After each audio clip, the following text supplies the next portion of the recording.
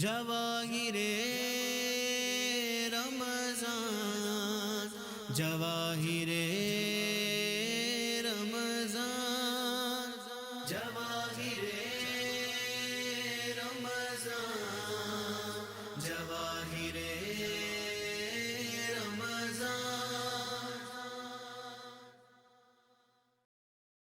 اس کے لیے یہ کریں کہ سورہ توبہ کی آخری دو آیتیں روزانہ 92 مرتبہ پڑھیں گے، اور تھوڑے پانی پہ تھوڑی چینی پہ دم کر لیں، چینی کے ڈبے میں ڈال دیں اور پانی بچوں کو پلائیں اور اپنے گھر میں چھڑک دیں، اور چینی وہی بچوں کو استعمال کرائیں، تو انشاءاللہ بچے بھی فرمانبردار بردار ہو جائیں گے، اور جو نظر وغیرہ نظر بد وغیرہ جو بچوں کو لگ جاتی ہے وہ بھی دفع ہو جائے گی۔